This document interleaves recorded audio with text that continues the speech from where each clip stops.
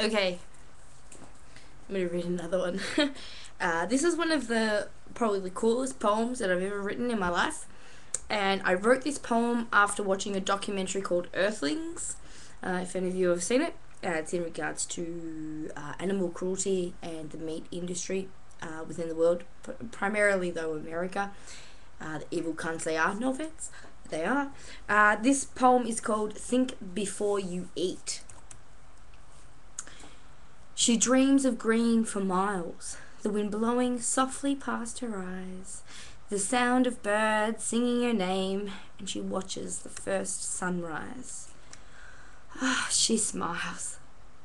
The sound of metal scraping interrupts her sleep, and the screams wake her. She moans a little and yawns. She tries to move her legs and stretch for a moment. She just forgets where she is. For a moment, her legs tied down on her side, strapped to the floor without an inch to move. She screams in chorus. The ropes, they tighten around her ankles. "Shut up, you motherfucker!" A voice shouts in her face. She's reminded again, and an overwhelming fear. Oh, what do I do now?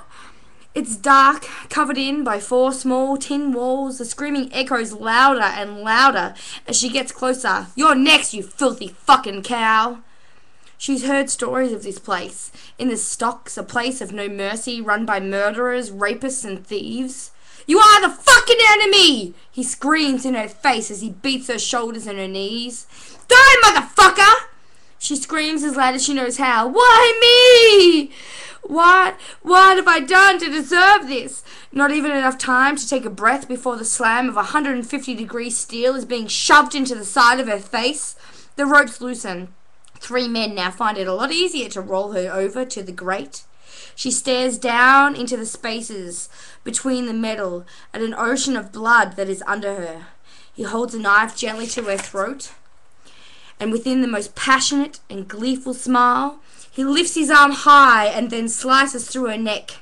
Her flesh ripping apart, blood gurgles into her lungs, muffling the sounds of her plea for life. Shh.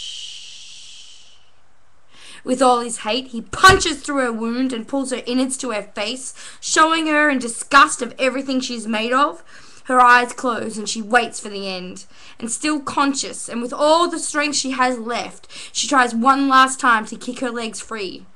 She fails. The last thing she sees before slipping into death is a satisfied man. Dinner served. Think before you eat.